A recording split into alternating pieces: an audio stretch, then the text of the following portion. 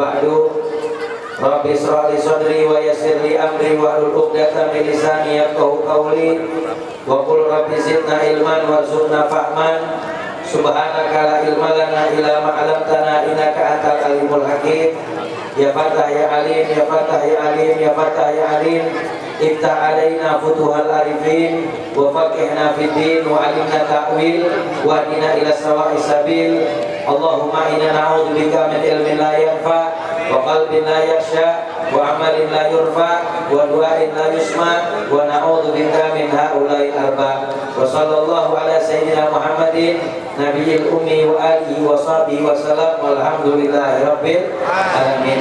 Hadratul muhtaramin wal muhtaramat, segenap jamaah kaum muslimin wal muslimat, jamaah peringatan Maulid baginda Rasul Nabi Muhammad sallallahu alaihi wasallam, Musalla Baitur Rahman, yang insyaallah kita semua senantiasa dirahmati dan diampuni segala dosa kita oleh Allah Subhanahu wa taala. Para alimul ulama, para habaib, para kiai, para muallim, para tuan guru, para asatidzah, para sesepuh, tokoh masyarakat, tokoh agama, para hujat, aparatur pemerintah, baik TNI, Polri maupun sipil, mata'anallah bituli hayatihim amin wa nafa'ana bi ulumihim amin ya rabbal alamin. Wabil khusus yang sama kita hormati dan kita muliakan Al-Habib Ahmadun Al-Atas, Habib Faiz Al-Haddad, Al-Ustaz Kiai Haji Mahmud Mahbub, Al-Ustaz Haji Umar Marullah, Al-Ustaz Abdul Rauf, Al-Ustaz Wahyudi, Al-Ustaz Abdul Majid, Bapak Haji Wino, Bapak Agung Nugroho, serta para guru, para asatidzah lainnya yang mohon maaf apabila tidak tersebut namanya satu persatu, namun tidak mengurangi rasa takzim serta mahabbah saya kepada para guru sekalian. Kita doakan semua guru-guru kita, para alim ulama, para masyayikh semuanya dipanjangkan umurnya oleh Allah Subhanahu wa taala, disehatkan badannya oleh Allah Subhanahu wa taala, diberikan keberkahan dunia akhirat, diberikan istiqomah untuk selalu senantiasa membimbing kita bersama. Amin ya rabbal alamin. Juga segenap jamaah peringatan Maulid baginda Rasul Nabi Muhammad yang hadir begitu banyak pada malam hari ini, mudah-mudahan kita semua tidak bangun dari majelis yang mulia ini kecuali dosa kita diampuni oleh Allah Subhanahu wa taala, digantikan keburukan kita dengan kebaikan oleh Allah Subhanahu wa taala, diberikan istiqomah untuk selalu senantiasa mengambil warisannya baginda Rasul Nabi Muhammad, duduk di majelis ilmu sampai akhir ajal menyebut kita semua, dan pada saatnya Allah tutup cerita hidup kita, Allah tutup dalam keadaan tetap iman dan Islam, dalam keadaan husnul khatimah. Amin ya rabbal alamin. Bapak Ibu sekalian yang dirahmati oleh Allah Subhanahu wa taala, malam yang penuh keberkahan ini kita kumpul bersama dalam rangka kita gembira memperingati, merayakan hari kelahiran manusia suci baginda Rasul Nabi Muhammad SAW. Maka kita bersyukur.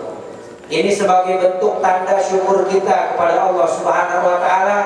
Kita dijadikan sebagai umat yang paling istimewa, umat kekasih baginda Rasul Nabi Muhammad SAW yang menjadi kekasihnya Allah Subhanahu wa taala.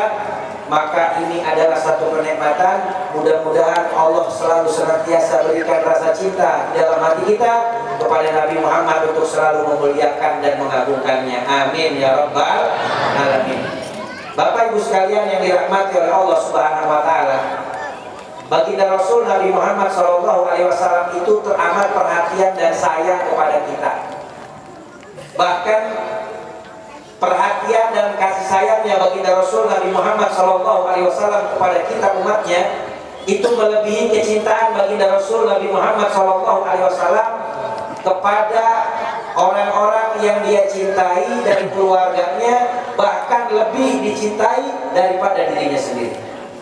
Rasulullah begitu perhatian dan sayang kepada kita umatnya, sampai-sampai baginda Rasul Nabi Muhammad SAW di dalam satu riwayat di dalam kitab Sirah An-Nabawiyah dijelaskan, pada saat baginda Rasul Nabi Muhammad SAW sedang sholat berjamaah dengan para sahabat.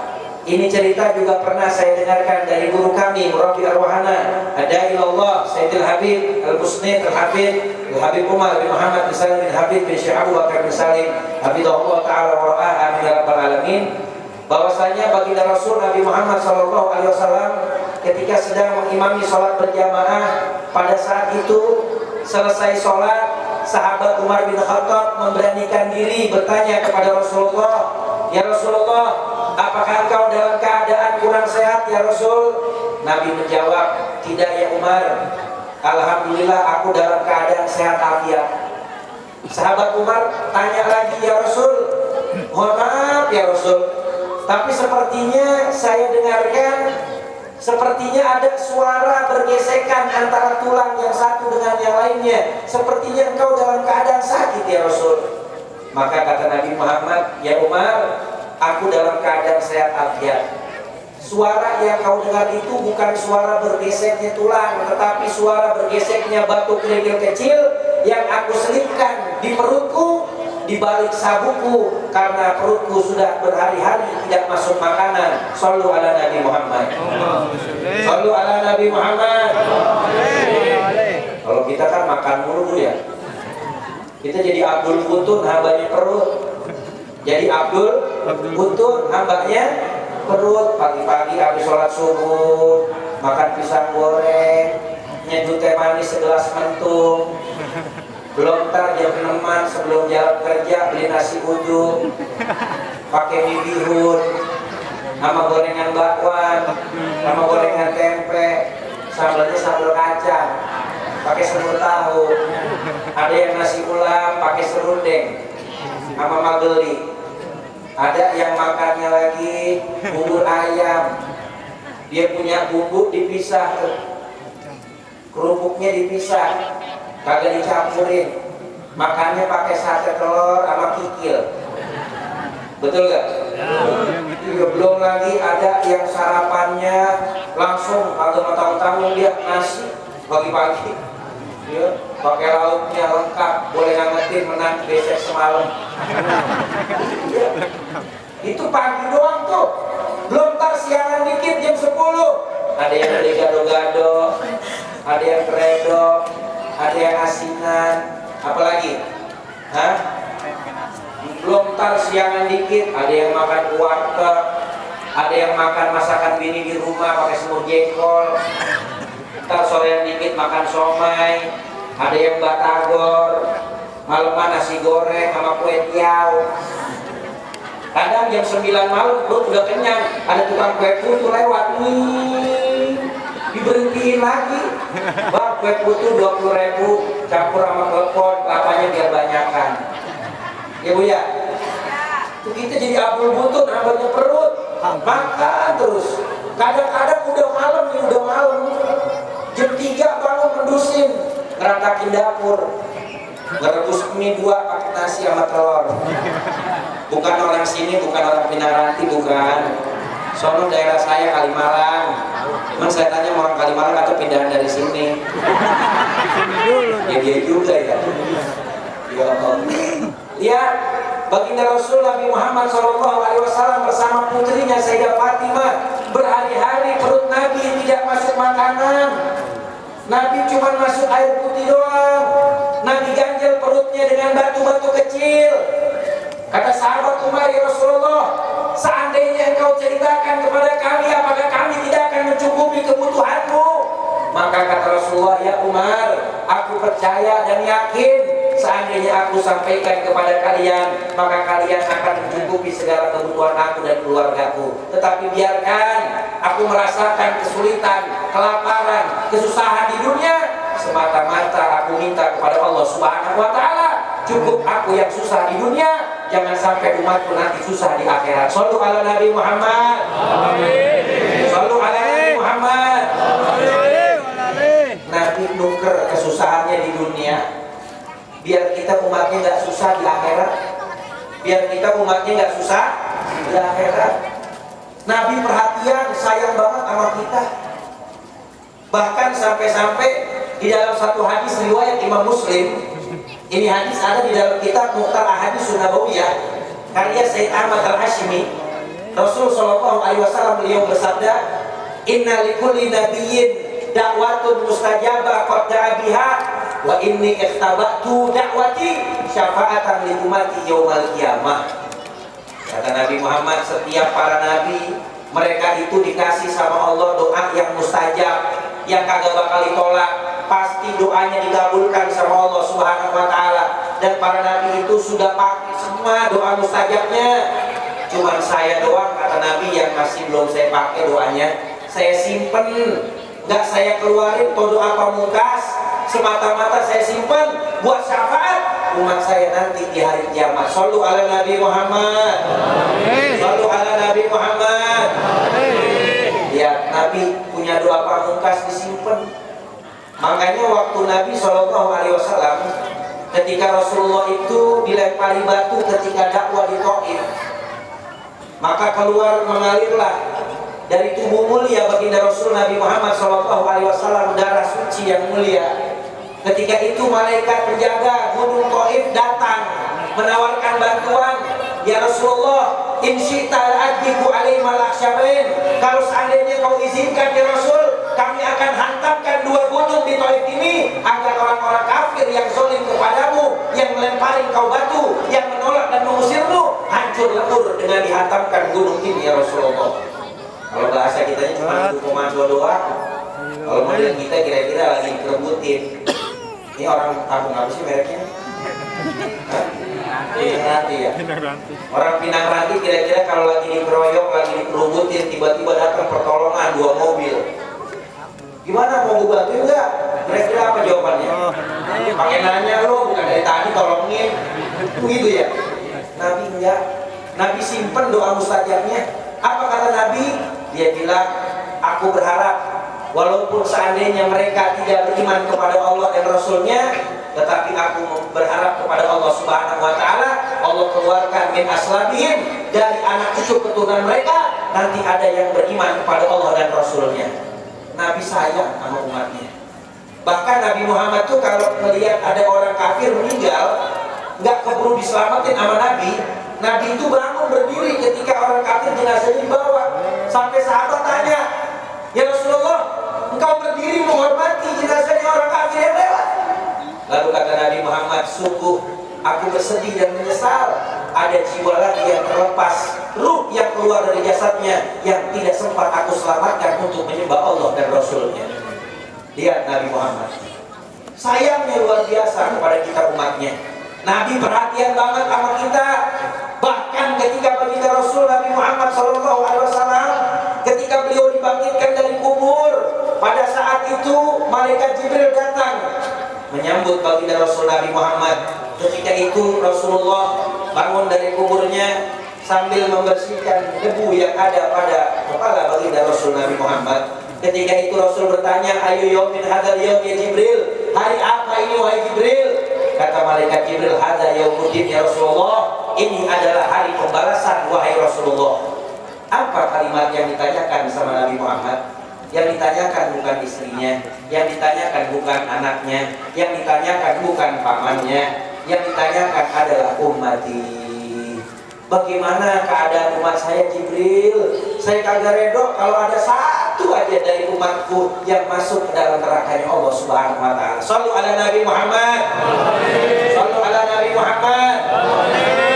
Sayang enggak Bu Nabi sama kita? Sayang, Pak. Sayang enggak Nabi sama kita? Oh, sayangnya luar biasa. Nabi perhatian banget sama kita. Sampai-sampai dalam urusan pakai siwak aja, pakai siwak itu Nabi dalam urusan pakai siwak, Nabi bilang apa? Laula an asyqa ala ummati la amartahum bisiwak inda kulli sholatin wa fi riwayatin inda kulli wudu. Kalau seandainya aku gak kesian ngeberatin umatku, kata Nabi Muhammad, maka aku akan perintahkan mereka buat pakai siwak setiap mau sholat, dalam riwayat setiap mau wudu. Cuman karena Nabi sayang sama kita, selalu di dalam hadis-hadisnya banyak kita temukan Nabi itu memberikan keringanan, Nabi itu perhatian, Nabi itu sayang sama kita. Shallu ala Nabi Muhammad. Makanya rugi kalau nggak mau kenal, nggak mau dekat sama Nabi Muhammad. Rugi kalau nggak mau kenal, nggak mau dekat sama Nabi Muhammad. Nabi Muhammad SAW, kalau seandainya kita nggak mendekat sama Nabi, Nabi nggak rugi, tapi kita yang rugi. Karena kita gak akan kenal sama Nabi Muhammad SAW. Di dalam Sahih Bukhari, di hadis ke-1000 Di dalam riwayat yang lain, di dalam hadis 1285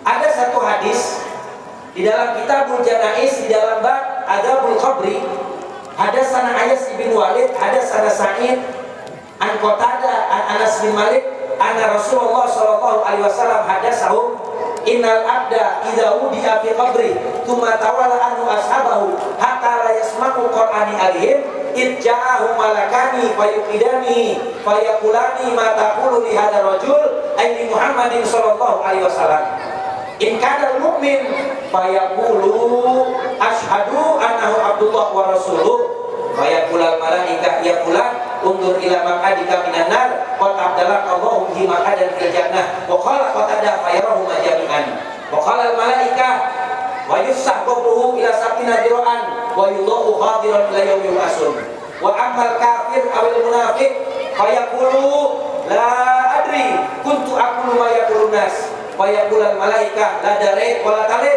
fayutraku bi matariqin min hadidin fayasma sayhatahu man yalihi ghairu saqalain. Shadaqallah wa shadaqa Rasulullah sallallahu alaihi wasallam. Di dalam hadis panjang ini Nabi menceritakan betapa beruntungnya orang yang kenal sama Nabi Muhammad di dunia, betapa selamatnya orang yang kenal Nabi Muhammad di akhirat. Shallu ala Nabi Muhammad. Shallu ala Nabi Muhammad. Di dalam hadis ini Nabi katakan, ketika manusia nanti mati, meninggal dunia, pada saat dimasukkan ke dalam kubur, ketika orang yang menghantarkan jenazah itu pergi meninggalkan mayit yang sudah dikubur, kata Imam Qurtubi dalam kitab Mukhtasar Tazkiratul Qurtubi, 3 langkah kaki. Dalam riwayat lain 7 langkah kaki. Orang itu sudah pergi daripada meninggalkan kubur keluarganya yang sudah dikuburkan, maka malaikat Allah Subhanahu wa taala mendatangi mayit tersebut. 2 malaikat Allah mendekat dan bertanya kepada mayit di dalam kuburnya, mata kulu li hadzal rajul, mayit, kenal gak kamu dengan Nabi Muhammad? Kenal gak kamu dengan Nabi Muhammad? Shallu ala Nabi Muhammad. Tuh yang ditanya pertama nanti di kubur, kenal gak lu sama Nabi Muhammad? Itu ditanyain. Jadi dari hadis ini dalam kitab Sahih Bukhari menjadikan pelajaran bagi kita bahwa di antara pertanyaan yang pertama ditanya sama malaikat di kubur adalah, kenal gak kamu dengan Nabi Muhammad? Nanti yang bakalan jawab amal kita. Kita apalin di dunia nggak bakalan bisa ngejawab. Dia ngejawab amal kita, kadar kedekatan kita dengan baginda Rasul Nabi Muhammad Sallallahu Alaihi Wasallam. Kata malaikat, kalau yang ditanya itu adalah mayitnya orang mukmin, maka dia akan menjawab, asyhadu annahu abdullah wa rasuluh. Kata orang mukmin, wahai malaikat, yang kau tanyakan itu adalah, aku tahu siapa dia. Aku bersaksi bahwa yang kau tanyakan Muhammad itu adalah hambanya Allah dan utusannya Allah Subhanahu wa taala. Tuh kalau orang mukmin yang ditanya kenal Nabi Muhammad, dengan mudah dia akan jawab, asyhadu annahu abdullah wa rasuluh. Apa kata malaikat? Kata malaikat Allah Subhanahu wa taala, ya fulan, undur ila maqadika minan nar, qad abdalakallahu bi maqadan fil jannah. Fulan, lihat tuh, tadinya Allah udah siapin buat kamu siksa di dalam neraka, tetapi karena kamu kenal Nabi Muhammad, maka Allah tukar tempat kamu di dalam sorga dengan berbagai macam kenikmatannya. Itu semua karena kenal Nabi Muhammad. Shallu ala Nabi Muhammad. Karena manusia kan, kata Nabi apa? Ada orang yang memang Allah takdirkan dia mengamalkan semasa hidupnya amalan ahli sorga. Ketika udah 1 zirot lagi mau masuk sorga, ya, ketika di akhir hayatnya Allah rubah jadi orang ahli neraka, akhirnya masuk neraka. Ada juga orang-orang yang semasa hidupnya mengerjakan amalan ahli neraka, dicatat sebagai calon penghuni neraka, tapi ternyata di akhir hayatnya kurang sejengkal lagi, 1 zirot lagi, dirubah sama Allah jadi ahli sorga, maka masuk ke dalam sorga. Maka maknanya jangan pernah kita menghakimi ibadah dan dosa orang lain. Paham? Kadang kita melihat orang banyak maksiat, banyak dosa, dengan kita katain aja. ahli neraka nih, ahli neraka. Gak bakalan surga nih yang model begini nih. Tuh udah kayak tahu aja, udah kayak panitia surga. Iya, Allah Subhanahu wa taala punya kuasa untuk merubah segala sesuatunya. Baginda Rasul Nabi Muhammad SAW menjelaskan kepada kita, kenal Nabi Muhammad tuh yang tadinya dia disiapin neraka dengan berbagai macam siksaannya, karena kenal Nabi Muhammad maka ditukar tempatnya di surganya Allah Subhanahu wa taala dengan berbagai macam kenikmatan yang ada di dalamnya. Untung apa kagak? Bu, untung ada kan? Bu, masih hidup?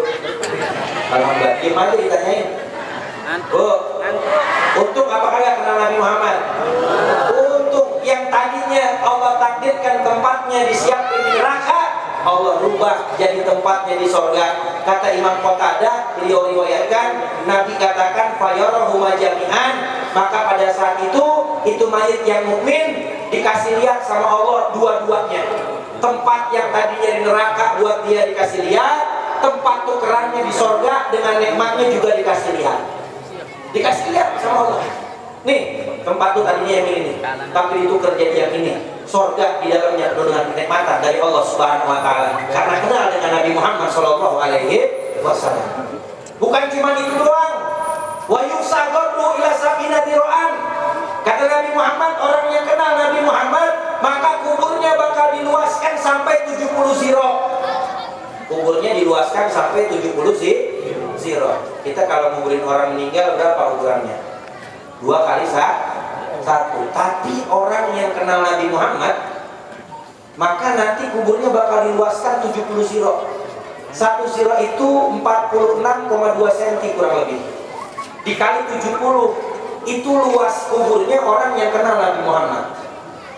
Orang kenal Nabi Muhammad maka dia akan diluaskan kuburnya sampai 70 ziro oleh Allah Subhanahu wa taala. Wa yudau khadiran ila yaumil ba'tsun, dan kuburnya bakal dijadikan taman surga oleh Allah Subhanahu wa taala. Amin.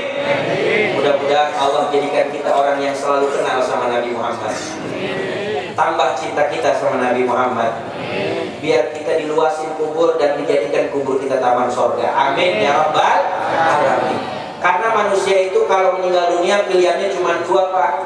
Bu, pilihannya cuma 2. Bu, cuma 2. Di dalam kitab Tamqil Qaul, syarah kitab Lubabul Hadis Al-Imam Ghazali, itu dikatakan bahwasanya Al-Imam Nawawi di dalam kitabnya Tamqil Qaul Al-Hasis itu diceritakan di dalam bab Dzikrul Qabr wa Ahwali bahwasanya apa? Al-qabru imma rawdah min riyadil jannah aw hufrah min hufarin niran. Kubur manusia itu cuma 2 pilihannya, apakah jadi taman surga atau jadi lubang neraka. Dua-dua itu bisa jadi taman surga, bisa jadi lubang neraka. Kalau jadi taman surga, maka itu nikmat yang luar biasa dari Allah Subhanahu wa taala. Karena banyak orang yang mereka itu akan tersiksa di dalam kuburnya ketika kuburnya menjadi lubang nerakanya Allah Subhanahu wa taala. Dan ketahuilah bahwasanya kubur itu adalah awal manzilin min manazil akhirah. Faman naja minhu fama ba'dahu aisara minhu wa man lam yanju fama ba'dahu asyada minhu. Kata Nabi Muhammad, kuburan itu adalah rumah pertama akhirat. Kalau dia bisa jawab pertanyaan di dalam kubur, maka setelahnya akan lebih mudah untuk dia lewatin. Tetapi kalau dia nggak bisa jawab pertanyaan di dalam kubur, maka setelahnya akan lebih susah lagi untuk dia lewatin. Nanti kalau udah meninggal, perjalanan alam akhirat itu panjang. Perjalanan alam akhirat itu panjang. Al-Imam Qurtubi, beliau menjelaskan di dalam kitabnya yang menjelaskan tentang bagaimana itu kubur. Itu kubur manusia aja nungguin datangnya kiamat tuh lamanya luar biasa. Belum lagi ketika datang kiamat, Allah Subhanahu wa taala menghancur leburkan langit dan bumi beserta isinya, nggak ada yang tersisa. Setelah itu semua hancur dan binasa, bahkan yang terakhir mencabut nyawanya sendiri adalah malaikat Israil pencabut nyawa. Ketika dia sudah cabut nyawanya, semua hancur dan binasa. Yang tersisa hanya Allah Subhanahu wa taala yang maha kekal abadi.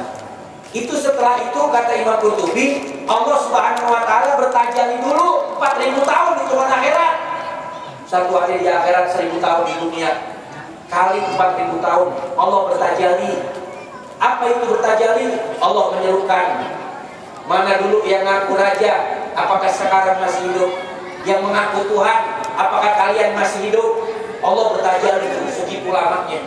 Baru kemudian Allah Subhanahu wa Ta'ala bangkitkan satu persatu. Lalu Allah perintahkan malaikat Israfil untuk meniupkan sangkakala. Yang kedua, faso'iqa man fil ardi, bangunlah manusia dari kuburnya dan dikumpulkan di padang mahsyar. Tuh ngantri di padang mahsyarnya aja lama. Makanya di dalam kitab Jalalaul Afham, syarah kitab Aqidatul Awam yang dikarang oleh Sayyid Ahmad Al-Mansur, yang disyarahkan oleh Al-Imam Al-Muhaddis Almarhum Abu Yasin Muhammad bin Ali bin Abbas Al-Maliki, yang ditulis oleh muridnya Ki Haji Ihya Ulumuddin Pujol Malang, itu di situ diterangkan bahwasannya syafaat Nabi Muhammad itu ada 5. Ada berapa? Syafaat Nabi Muhammad ada 5. Yang pertama syafaatul uzma. Syafaatul uzma. Apa itu syafaatul uzma? Kita sering dengar MC suka nyampein, mudah-mudahan kita semua yang hadir mendapatkan syafaatul uzma dari baginda Rasul Nabi Muhammad SAW. Apa sih syafaatul uzma? Diterangkan di dalam kitab Jalalaul Afham, syafaatul uzma adalah syafaat yang Allah khususkan hanya untuk baginda Rasul Nabi Muhammad SAW, yang tidak diberikan kepada Nabi dan Rasul yang lainnya selain Nabi Muhammad. Apa itu syafaatul uzma? Ketika manusia nanti ngantri di padang mahsyar, nungguin pengadilan Allah Subhanahu wa Ta'ala itu dibuka, itu ngantrinya aja lama. Itu di padang mahsyar, Pak. Itu ketika manusia bangkit dari kubur, itu modelnya rupa-rupa. Modelnya rupa-rupa. Di dalam kitab An-Nasai Udiniyah wal Wasaya Limaniyah yang dikarang oleh Imam Syaiburat Ibn bin Irsyad wa Gawz Ibad wal Bilad Al-Habib Abdullah bin Al-Haddad, beliau mengutip bagaimana dibangkitkan manusia dari kubur. Di antaranya ada yang dibangkitkan dari kubur dalam keadaan dia berjalan, cuman tinggal tulang saja, dia punya kulit dan dagingnya rontok sedikit demi sedikit habis. Siapa itu? Orang yang di dunianya mujizaatul amin itu, yang rontok dia punya kulit dan daging, adalah orang yang semasa hidup di dunianya kesono kemari kerjaannya minta-minta sama orang. Orang yang suka minta, kesono minta, kesini minta, agak mau ikhtiar, agak mau usaha, minta sono, minta sini, ya, nggak pernah ngomong, diem aja. Sekalinya ngomong ngebisikin biar silaturahmi gak putus, bagi duit 100. Iya, minjem sono, minjem sini, minta sono, minta sini. Kalau mau usaha, tuh orang yang kerjanya minta-minta, ngenain dirinya, tuh nanti bangkitin keadaannya model begitu. Ada lagi yang bangkit dari kubur, jalannya miring. Tahu miring? Doyong, sengklek, tahu sengklek? Tahu sengklek? Ketika ditanya itu siapa yang model begitu, itu orang-orang yang di dunianya punya bini lebih dari 1 tapi gak adil sama bininya. Bagaimana lu bang sengklek lu? Yuk kalau kagak adil lu sengklek, lu jalan ntar. Ya, doyong sebelah. Ada lagi yang dibangkitin dari kubur, kama ya takabatu syaitanu minal mas. Modelnya dibangkitin dari kubur kayak orang kesurupan. Pernah lihat orang kesurupan? Aing video. Aing mau, setan sudah. Ya. Itu orang kesurupan mencak-mencak tuh. Ada yang modelnya begitu, siapa? Akalu riba. Mereka orang-orang yang di dunianya doyan makan harta riba. Ada lagi yang dibangkitin dari kubur, tangannya bengkak, gede, kayak perut seorang ibu yang lagi hamil 9 bulan, nyeret di jalan. Ketika ditanya siapa mereka, mereka orang yang di dunianya suka onani, masturbasi. Baik-baik lu remaja, aku tahu aja lu. Ya, makanya anak muda kalau udah cukup umur biar pada nikah. Iya, kalau memang kagak ada, belum ada jodohnya, belum ada modalnya, puasa. Jangan sabun mulu dihabisin. Pakai mandi maksudnya. Itu ada yang bangkitin tuh dalam keadaan modelnya begitu. Rupa-rupa nanti tergantung amalan semasa di dunianya. Itu nanti manusia dibangkitin di padang mahsyar, itu matahari seukuran sepenggal di atas kepala manusia. Ada yang tenggelam dengan keringatnya semata kaki, ada yang selutut, ada yang sepinggang, ada yang sedada, ada yang tenggelam semua, tergantung amal ibadahnya semasa di dunia. Sampai-sampai saking gak kuatnya mereka, ada yang berteriak, ya Rabb, keluarkan kami dari sini, walaupun harus dimasukkan ke dalam neraka, kami nggak sanggup. Matahari aja sekarang di dunia jauh nggak? Panas nggak? Bagaimana yang cuma sepenggalah itu di atas kepala kita seukuran tombak, dekat. Ya Allah, panasnya luar biasa. Sampai ada yang nggak kuat minta keluarin dari situ biar dimasukin ke neraka, nggak apa-apa. Dia nggak tahu neraka lebih dahsyat lagi. Di dalam kitab Mukashafatul Qulub, Al-Imam Ghazali menjelaskan, Rasul Shallallahu Alaihi Wasallam bersabda, Allah Subhanahu Wa Taala nyalakan tungku api neraka 4000 tahun lamanya. 1000 tahun pertama Allah nyalakan apinya, 1000 tahun kedua Allah panaskan sampai apinya berubah menjadi merah, 1000 tahun ketiga Allah panaskan sampai apinya berubah menjadi putih, 1000 tahun keempat Allah panaskan sampai apinya berubah menjadi hitam kelam.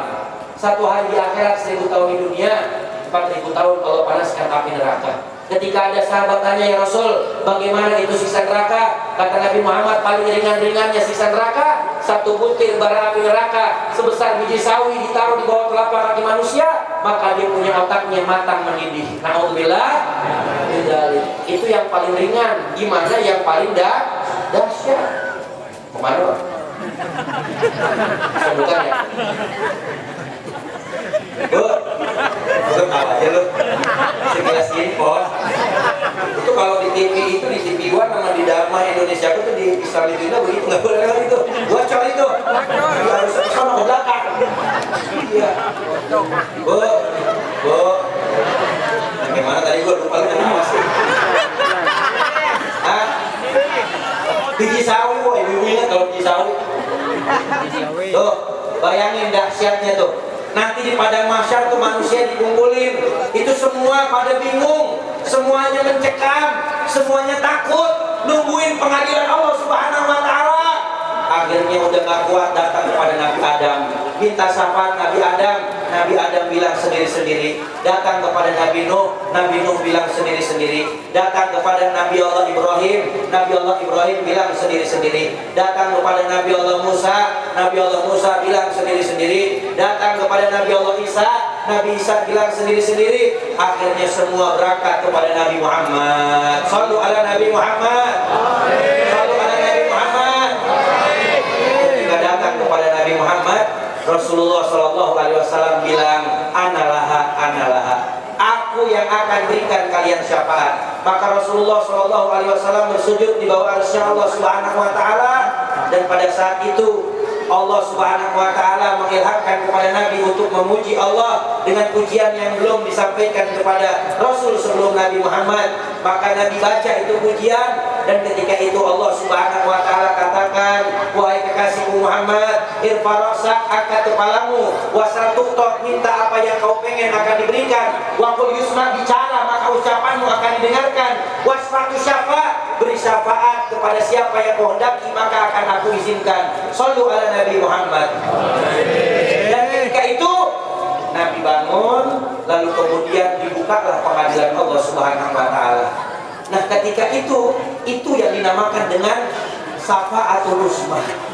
Itu ya betul. Ya udah Bapak dan Ibu ya. Dari apa sih? Ambil besek. Ya, bagi minum itu kali aja aus ya. Aku lupa lagi lah. Bu, itu yang dinamakan dengan syafaatul uzma. Orang lagi mencekam semuanya ditolongin sama Nabi. Makanya syafaatul uzma itu bukan cuma buat orang beriman. Diterangkan dalam kitab Jalul Afham, syafaatul uzma itu buat semua, daripada hambanya Allah Subhanahu Wa Taala yang kumpul di padang mahsyar, yang beriman, yang fasik, yang kafir, semua dapat syafaatul uzma-nya baginda Rasul Nabi Muhammad Shallallahu Alaihi Wasallam. Jadi dipercepat. Yang tadinya masih lama tuh pengadilan belum dibuka, dipercepat. Dengan apa? Dengan syafaatul uzma-nya baginda Rasul Nabi Muhammad Shallallahu Alaihi Wasallam. Itu syafaat yang pertama. Syafaat yang pertama. Yang kedua, syafaat yang kedua adalah syafaatnya baginda Rasul Nabi Muhammad Shallallahu Alaihi Wasallam untuk memasukkan ke dalam surga siapa saja yang dikehendaki oleh Rasulullah bighairi hisab, tanpa ada hisab. Allahumma ja'alna minhum. Allahumma ja'alna minhum, amin. Mudah-mudahan kita termasuk golongan orang-orang yang dapat syafaat Nabi Muhammad, masuk surga tanpa dihisab, amin. Bu, masuk surga tanpa dihisab tuh enak. Kita punya banda, kita punya amal, kita punya segala sesuatu yang Allah amanatin, kagak diperiksain lagi. Saya kasih gambaran, tapi gambaran ini jauh banget dengan syafaat masuk surga tanpa dihisab, jauh banget. Ini cuma gambaran yang bisa kita bayangin aja di dunia doang ini, tapi jauh banget dengan syafaat yang dimasukin surga tanpa dihisab. Bapak ibu masuk ke swalayan, belanja di swalayan, pakai troli besar, gak tanggung-tanggung, yang ada di rak diturun-turunin, masukin ke troli. Pas dilihat-lihat udah 3 gerobak. Berapa? 3 gerobak. Ketika nyampe di kasir, pada saat tentengan banyak sampai 3 gerobak, 3 troli. Kita pikir kita bakal ngantri lama, tahu-taunya kasir bilang, lewat Pak, Bu, udah dibayar sama Pak RW. Enak gak kira-kira? Enak gak kira-kira? Enak gak kira-kira? Itu ilustrasi kurang lebihnya ya, tapi nggak bisa dibandingin dengan masuk surga tanpa dihisab. Jauh itu dahsyatnya, luar biasa. Itu yang begitu aja di dunia kita nikmat yang lihatnya, nikmat. Apalagi nanti ketika di padang mahsyar kita banyak kekurangannya, sholat kita belang betong, ngajinya anak-anak tai kotok. Lah bener, orang sekarang kan ngaji anak-anak tai kotok, lagi susah rajin ngaji. Apalagi kalau ada yang dicari mau diutangin, ya biar kata malam-malam ditungguin depan pintu pengajian. Iya, ya betul ya. Orang sono daerah saya, rasanya makanya ada beda. Bu, coba liatin tuh, ya. Itu luar biasa dahsyatnya. Karena kita hidup di dunia ini, semua ada hisabnya. Kata Nabi Muhammad, "Ad-dunya halal wa hisab wa haram wa adab." Dunia itu yang haramnya nggak luput daripada hisabnya Allah, yang haramnya nggak luput dari azabnya Allah Subhanahu wa Ta'ala. Pasti. Makanya saya bilang sama orang perempuan yang bajunya bertumpuk, bu, orang perempuan yang bajunya bertumpuk, yang udah pada kagak muat, jangan diinepin aja di lemari, kasih orang, hadiahin, biar dipakai ibadah. Bilangin, Pak, saya pernah ke daerah Tangerang, Pak Kiai. Daerah Tangerang kebetulan selamatan saya punya murid. Saya diminta buat bacain Fatihah tiap ruangan. Ya, selamatan baru habis pindah rumah baru. Saya masuk ke tiap ruangan sama itu yang punya rumah. Sampai di kamar, saya lihat, ya Allah, di kamar kokoh banget. Lemari sampai 6 jadi 1 di dalam. Yang 5 gede-gede lemarinya. Yang 1 kecil di pojokan kuntet. Saya tanya, di kamar kokoh banget, udah kayak wardrobe ini, penuh lemari semua. Kata yang punya rumah, iya guru, itu juga 6 lemari, yang 5 punya bini semua, isinya baju dia doang. Terus saya bilang, lemari lu yang mana? Itu yang kuntet guru, yang pojokan. Itu juga lemari plastik 3 susun guru, yang atasnya bed cover, yang bawahnya selimut sama inian apa namanya, sarung bantal. Itu yang tengah doang baju saya. Ya Allah, orang perempuan kan demen banget numpukin baju ya. Oh iya, lagi pakai iya. Makanya itu semua nggak luput dari hisab nanti di pengadilan Allah Subhanahu wa Ta'ala. Makanya apa? Makanya ya hadiahin, sedekahin sama yang lain. Jangan sampai nanti hisab kita berat di pengadilan Allah Subhanahu wa Ta'ala.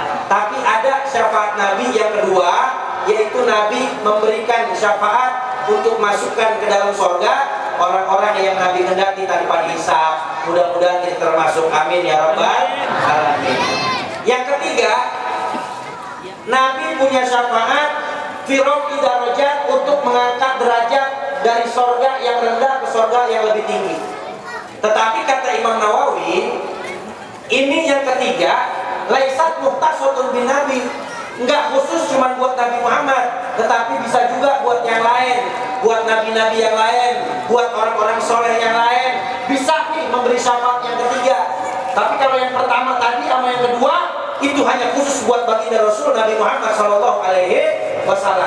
Nah yang ketiga, nabi yang lain bisa, orang-orang soleh yang lain bisa sepadan dan senada dengan hadis yang masyhur yang kita ambil daripada Riyadhus Shalihin. Di situ Imam Nawawi menceritakan, mengutip hadis Nabi Muhammad, ketika ada seorang ibu yang udah di sorga, tetapi di sorga yang rendah tingkatannya, didatangin malaikat, dibawa naik ke sorga yang lebih tinggi. Kalau bahasa anak kekinian, di-upgrade. Apa namanya? Di-upgrade. Tadinya di bawah sorganya, naik satu tingkat, di-upgrade. Besoknya didatangin lagi malaikat, di-upgrade lagi, naik yang lebih tinggi. Terus, naik terus tiap harinya. Lalu kemudian ini ibu nanya sama malaikat, wahai malaikat, ini saya punya keistimewaan apa? Kok bisa di-upgrade terus, naik yang lebih tinggi? Katanya malaikat, dia bilang, beruntung kamu karena di dunia masih punya anak yang soleh, yang selalu baca istighfar, istighfari wala dikalaka, dia rajin baca istighfar buat kamu orang tuanya. Nikmat ya bu? Pengen ya punya anak yang soleh dan soleha? Baik-baik bang itu, mak-mak ketumpahan kopi. Iya. Bu, nikmat gak punya anak yang soleh dan soleha? Oh luar biasa. Dia baca istighfar buat orang tuanya, maka bisa diangkat dari sorga yang rendah naik ke sorga yang lebih tinggi. Makanya ajarin anak-anak kita biar pada ngaji, duduk di majelis taklim, kumpul sama habaib dan ulama, jangan jauh dari pengajian. Biar mereka apa? Jadi anak-anak yang soleh dan soleha. Tuh syafaat yang ketiga. Yang keempat, Nabi Muhammad SAW punya syafaat fi ikhraji qaumin minanar, mengeluarkan orang-orang yang ada di dalam neraka. Fi ikhraji qaumin minanar, yang tadinya udah disiksa di dalam neraka, udah lumayan dicelupin di neraka, udah dibakar di situ, tapi Nabi punya kuasa buat keluarin dan Nabi pindahin ke surganya Allah Subhanahu wa taala. Nabi bilang apa? Kata Nabi Muhammad, keluarkan dari mereka yang di dalam hatinya ada keimanan walaupun cuma sebesar biji sawi, maka dikeluarkan, dibawa masuk ke dalam surganya Allah Subhanahu wa taala. Ini yang keempat. Yang kelima, Nabi punya syafaat untuk membatalkan fimanis tuhiqqal dukhulan nar ala yadkhulaha, membatalkan orang-orang yang Allah sudah takdirkan jadi ahli neraka, tetapi sama Nabi batalin gak jadi ahli neraka, jadi ahli surga. Ini syafaat yang kelima dari syafaatnya baginda Rasul Nabi Muhammad SAW. Makanya Nabi simpen doa-doanya semata-mata karena Nabi sayang sama kita. Shallu ala Nabi Muhammad. Shallu ala Nabi Muhammad. Tuh kalau yang ditanya orang mukmin jawabnya enak. Tapi kata Nabi, kalau yang ditanya di dalam kubur itu adalah mayitnya orang kafir atau orang munafik, ditanya kenal gak kamu sama Nabi Muhammad, maka dia akan jawab, la adri kuntu aqulu ma yaqulun nas. Saya gak kenal siapa itu Muhammad, saya cuma dengar-dengar doang dari orang. Saya gak kenal, saya cuma dengar-dengar dari orang. Apa kata malaikat? La daret wala taret. Lu udah gak kenal, mau cari tahu lagi siapa itu Nabi Muhammad. Akhirnya malaikat gedek bu, payut rok bimatorin ini hadidin. Malaikat ambil palu, digedik itu orang, sampai-sampai suara teriakannya dikatakan oleh Nabi Muhammad terdengar oleh semua makhluknya Allah, ghairu saqalain, kecuali golongan jin dan manusia. Kita nih golongan manusia nggak dengar suara cerita orang di dalam kubur siksaannya. Kata Imam Qutubi, kalau manusia dengar suara orang yang diadab dalam kubur, maka dia akan mati saat mendengarnya. Tuh saking dahsyatnya. Golongan jin juga nggak dikasih dengar suara orang yang diadab di dalam kubur. Al-Imam Syekh Abdullah bin Syekh Abdul Mubin dalam kitab Tanbihul Ghafilin, beliau mengatakan malaikat itu yang mengadab di dalam kubur, dia punya palu besarnya dari timur ke barat, punya kuku panjangnya perjalanan sehari semalam. Orang yang dipalu dengan palunya masuk ke 7 lapis bumi, dicongkel dengan kukunya, dipalu lagi, dicongkel lagi, lihat dukul adab untuk merasakan adabnya Allah Subhanahu wa taala. Naudzubillah. Tapi orang yang kenal Nabi Muhammad, duduk di majlisnya Nabi Muhammad, kumpul dengan ahlul baitnya Nabi Muhammad, kumpul dengan para habaib, anak cucunya baginda Rasul Nabi Muhammad, kumpul dengan para ulama pewarisnya baginda Rasul Nabi Muhammad, maka dia akan dikenalkan dengan Nabi Muhammad. Orang yang kenal Nabi Muhammad, mereka akan untung di dunia, selamat di akhirat. Mudah-mudahan di majlis yang mulia ini kita semakin tambah cinta sama Nabi Muhammad, makin istiqomah duduk di majlis ilmu. Amin ya rabbal alamin. Saya tambahin di akhir sedikit. Tadi Pak RW bilang sambutan tadi dari pemerintah tuh, kalau maulid katanya rame, kalau pengajian katanya sepi. Makanya pesen, kalau betul-betul ngaku cinta Nabi Muhammad, ambil warisannya Nabi Muhammad. Itu ketika Nabi sudah meninggal dunia, di dalam kitab Faidul Mukhtar karangan Habib Zain bin Semit, itu dikatakan sahabat Abu Hurairah nangis ngelihat masjid Nabi mulai sepi, pasar mulai rame. Nabi udah meninggal, pada saat itu masjid sepi, lalu kemudian pasar rame. Sahabat Abu Hurairah nangis melihat keadaan itu, dia berlari ke pasar, dia teriak, "Aina antum min mirasi Rasulillah?" Apakah kalian tidak mau mengambil bagian warisannya Nabi Muhammad? Warisannya Nabi Muhammad sedang dibagikan sekarang di masjidnya Nabi. Akhirnya orang-orang di pasar semuanya berangkat ke masjid, nyari ada gak yang bagi warisan. Dicari kesana kesini gak ada yang bagi warisan. Datengin lagi sahabat Abu Hurairah, "Akadzabta ya Abu Hurairah, kamu berdusta wahai Abu Hurairah?" Lalu kata Abu Hurairah, "Saya tidak berdusta. Memang warisannya Nabi lagi dibagikan di masjidnya. Kami gak lihat ada yang bagi warisan Nabi." Kata sahabat Abu Hurairah, "Memang apa yang kalian lihat di masjidnya Nabi? Yang kami lihat orang yang etikaf, orang yang sholat, orang yang ngaji, orang yang baca Quran, orang yang lagi berzikir, orang yang lagi istighfar, orang yang lagi salawat, orang yang majlis ilmu." Lalu apa kata sahabat Abu Hurairah? "Yang kalian lihat itulah warisannya Nabi Muhammad Shallallahu Alaihi Wasallam." Makanya majlis ilmu, pengajian, majlis taklim itu warisannya baginda Rasul Nabi Muhammad Shallallahu Alaihi Wasallam. Mudah-mudahan kita istiqomah di majlis ilmu sampai akhir ajal menjemput kita semua, dan kita makin kenal dengan Nabi Muhammad, menghidupkan sunnah-sunnahnya Nabi Muhammad, cinta kepada ahlul baitnya Nabi Muhammad, dan kita khidmat melayani para ulama warisnya baginda Rasul Nabi Muhammad, sehingga kita bisa selamat di dalam kubur, untuk di dunia, selamat di akhirat. Amin ya rabbal alamin. Ya Rasulullah, laka syafa'ah wa hadza maqlabi ya Nabi. Ya Rasulullah, ya Nabi, ya Nabi, laka syafa'ah wa hadza maqlabi ya Nabi. Semuanya selawat. Ya Rasulullah, ya Nabi. Mana suaranya? Al-bakhil untuk itu tidak kalau misalnya orang yang paling pelit, orang yang enggak mau selawat kepada Nabi Muhammad. Ya Nabi, ya Rasulullah, ya Nabi, ya Nabi, laka syafa'ah wa hadza maqlabi ya Nabi.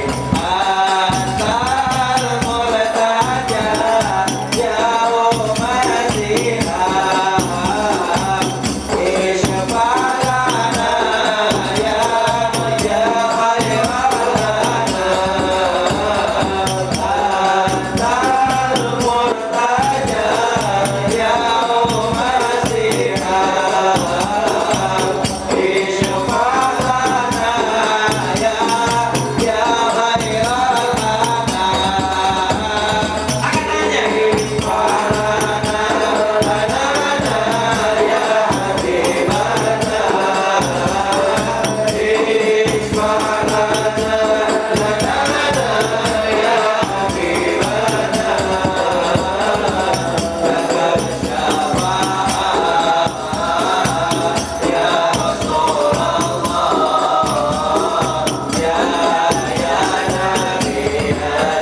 Sekali lagi.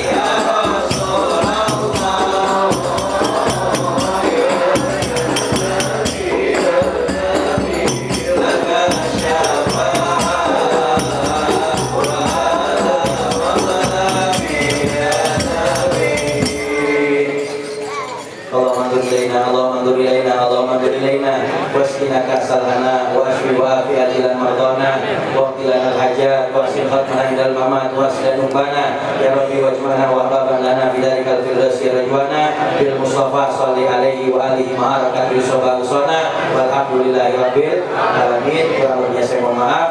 Tunggu sampai acara selesai, tutup dengan doa dari guru kita. Jangan ada yang keluar, jangan ada yang bangun, karena kesempurnaan acara itu di akhir ditutup dengan doa. Kurang lebihnya saya mohon maaf.